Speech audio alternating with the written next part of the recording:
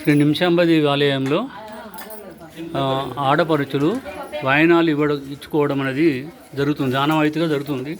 ప్రతీ నెల శుక్రవారం రోజు ఈరోజు లో భాగంగా ఈరోజు కూడా నిర్మల్ నుంచి భక్తులు నాంపల్లి శంకర్ వాళ్ళ కుటుంబం వారు అన్నదానం చేస్తున్నారు. ప్రత్యేక పూజలు చేశారు ఈరోజు. మరి అందులో భాగంగా ఈరోజు ఆడపడుచులకు వాయనాలు ఇచ్చుకోవడం అనేది జరుగుతుంది.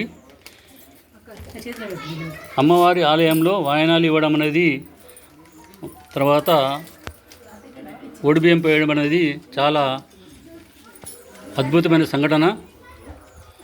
దీనివల్ల మహిళామణులకు ఎంతో ధైర్యము, పంటలక్ష్మి ధనలక్ష్మి లాగా అన్ని విధాలుగా సంతోషాలతో వర్ధిల్తూ ఉంటారు. 522 సంవత్సరాలకు పూర్వటువంటి ఈ నిమిషాంబ దేవాలయము దక్షిణ భారతదేశంలోనే 4వ ఆలయంగా ప్రసిద్ధి చెందింది. మొట్టమొదటి ఆలయము మధ్యప్రదేశ్లోని నైమిషారణ్యంలో ఉంది. 2వ ఆలయము కర్ణాటక రాష్ట్రం గంజాంలో ఉంది. 3వ ఆలయం కర్నూలులో ఉంది. 4వ ఆలయము బాల్కొండలనే. ఇలాంటి విగ్రహాలు 4 విశిష్టమైన విగ్రహాలు, పంచలోహ విగ్రహాలు ఈ 4 ఆలయాల్లో ఉన్నాయి. మిగతా ఆలయాలన్నీ ఇటీవల ఏర్పాటు చేసుకున్న ఆలయాలే, అన్నీ మద్రాసులో కొనుగోలు చేసినటువంటి విగ్రహాలే. కానీ పూర్వం నుంచి ఉన్నటువంటి విగ్రహాల్లో ఈ 4 భారతదేశంలో 4 ఆలయాల్లో పూర్వం నుంచి వచ్చినటువంటి విగ్రహాలు ఉన్నాయి. మీకు అగుపడుతూ ఉంటుంది అమ్మవారి యొక్క కింది భాగంలో ఈ విగ్రహము పంచలోహ విగ్రహము మీకు అగుపడుతుంటుంది.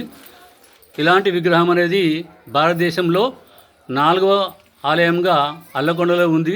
పూర్వం అల్లయ్యకొండ రాజుల పరిపాలన కాలంలో సోమక్షత్రియులు అల్లయ్యకొండ రాజుల వద్ద యుద్ధాలుగా సిపాలు చేస్తున్నటువంటి చరిత్ర ఉంది. ఎంతో చరిత్ర కలబడినటువంటి ఈ అల్లకొండ చరిత్రలో భాగంగా శ్రీ నిమిషాంబాదేవి ఆలయము దక్షిణ కొండకు ఆనుకొని ఉండడం మరీ విశేషము. ఉత్తరాన గోదావరి నది, గౌతమి నది అని చెప్పేసి ప్రత్యేకమైనటువంటి నది ఉంది. కానీ అదే నదిలో తీరంలో గతంలో సీతారాముడు లక్ష్మణులు కుస్తాపురం గ్రామంలో ఇసుకలింగంతో ప్రతిష్ఠించిన శివలింగం ఉంది. అది నేడు చాలా విశిష్టత సంప్రదించుకుంటూ ఉన్నది.